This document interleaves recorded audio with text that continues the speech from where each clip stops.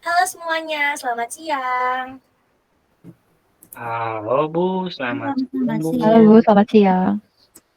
Udah Selamat pada siang, Bu. makan belum ini? Lemes-lemes banget deh. Kayaknya pada ngantuk kali ya siang-siang ini ya. Oke deh, Ya, apa iya, Bu, kabarnya ngantuk, Bu. teman-teman? Sehat, Alhamdulillah Bu. Sehat Sehat. guru, mantap. Bu. Oke, gitu dong semangat. Nah, oke sebelum mulai pembelajaran hari ini mari kita berdoa terlebih dahulu. Berdoa mulai. Berdoa dicukupkan. Nah, hari ini pada masuk semua kan? Masuk semua Bu. Masuk semua, Bu, Bu. Oke, iya rajin-rajin banget nih kelas ini bagus. Nah, saya mau tanya, pada pertemuan kemarin kita membahas apa? Ada yang masih ingat nggak? Aku ingat Bu tentang tipografi. Nah, iya benar Ilman. Minggu kemarin kita membahas tentang tipografi. Bagus deh, masih pada ingat berarti ya. Nah, dalam desain itu kan kita mempelajari ada kemarin udah mempelajari mengenai tipografi. Nah, selain tulisan ada juga nih mengenai gambar gitu. Nah, pada pertemuan kali ini kita akan belajar tentang gambar sketsa dan juga gambar ilustrasi. Nah, boleh minta tolong share PPT-nya, share screen?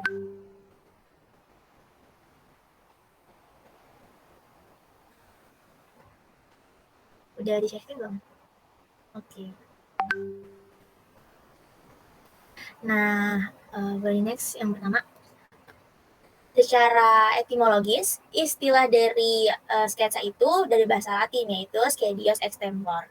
Nah, schedios extempor itu berarti begitu saja tanpa persiapan gitu. Nah, kalau dalam seni rupa gitu, kalau dalam seni rupa sketsa itu dapat diartikan sebagai gambar sederhana atau draft kasar yang dibuat secara global untuk melukiskan bagian-bagian pokok yang ingin disampaikan oleh pembuatnya.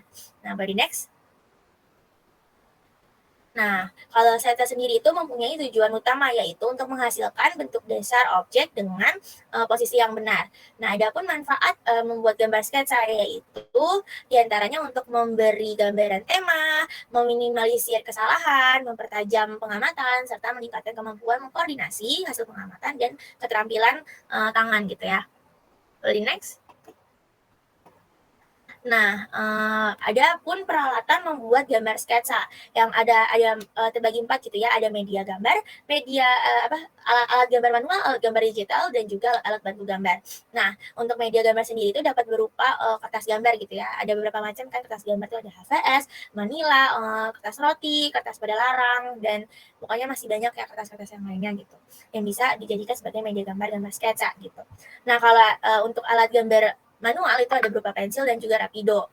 Nah, kalau untuk alat gambar digital itu dapat berupa seperti digital pen atau software desain grafis lainnya kayak ada Photoshop, CorelDRAW dan lain sebagainya gitu ya. Nah, untuk alat bantu gambar di sini ada dapat berupa kayak lightbox, terus ada scanner, meja gambar, mesin gambar, mistar, busur derajat dan penghapus gitu ya. Nah, boleh next. Nah, ini merupakan contoh gambar sketsa ya teman-teman.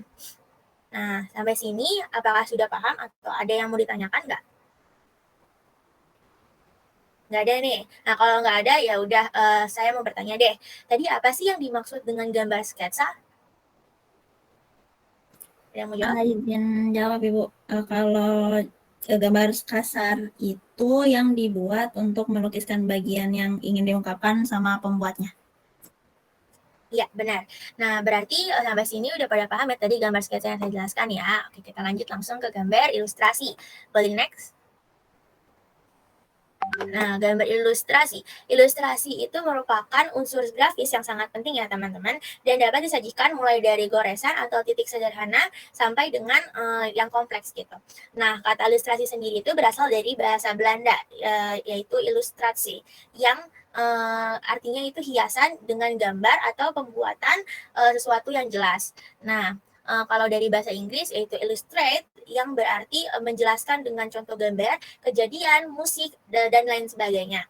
Nah, sama halnya dengan pendapatnya Mayer nih, yang mendefinisikan ilustrasi sebagai gambar yang secara khusus dibuat untuk menyertai teks pada buku atau iklan untuk memperdalam keterangan dari teks tersebut.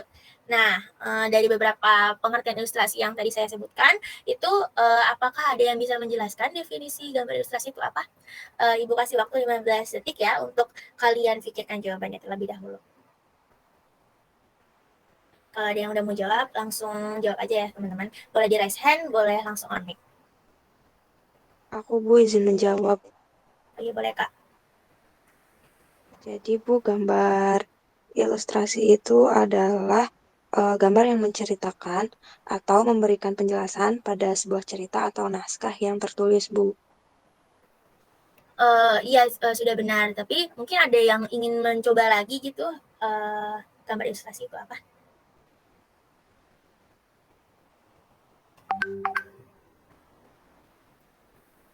Oke deh, kalau nggak ada ya udah nggak apa-apa. Bu, aku mau jawab, Bu.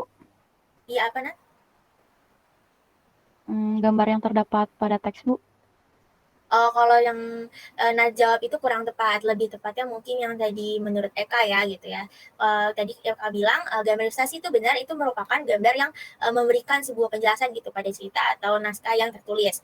Nah, pada perkembangan selanjutnya gambar ilustrasi tidak hanya berguna sebagai sarana pendukung cerita, tetapi juga menghiasi ruang kosong, misalkan pada majalah atau koran, tabloid dan lain sebagainya, media cetak gitu ya teman-teman. Boleh di next? Nah, adapun fungsi dari penggunaan gambar ilustrasi, yaitu yang pertama untuk menggambarkan suatu produk yang belum pernah ada, terus untuk menggambarkan kejadian atau peristiwa yang agak mustahil, terus untuk menggambarkan ide-ide abstrak, untuk memperjelas suatu komentar, baik itu komentar dalam bentuk kartun atau karikatur gitu ya. Lalu ada untuk memperjelas suatu artikel dengan gambar, terus untuk memperjelas sesuatu yang secara rinci gitu.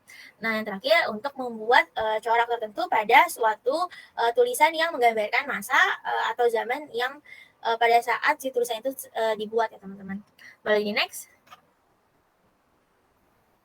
Ada unsur-unsur ilustrasi. Nah, unsur-unsur utama ilustrasi itu adalah berupa gambar yang dikemas sedemikian rupa untuk memperjelas pesan ataupun suatu cerita. Nah, gambar-gambar tersebut dapat berupa gambar manusia, gambar binatang, gambar tumbuhan, terus ada juga gambar alam benda gitu ya teman-teman. Di situ ada juga contoh-contohnya dari gambar unsur ilustrasi tersebut. Boleh di next? Nah, berdasarkan penampilannya gitu, gambar ilustrasi itu dapat dibedakan jadi beberapa jenis. Yang pertama ada gambar ilustrasi realis atau naturalis ya teman-teman. Nah, itu tuh merupakan gambar yang memiliki bentuk dan warna yang sama dengan kenyataan yang ada di alam. Nah, yang kedua itu ada gambar ilustrasi dekoratif, yaitu gambar yang berfungsi menghias atau memperindah sesuatu. Nah, yang ketiga ada gambar kartun.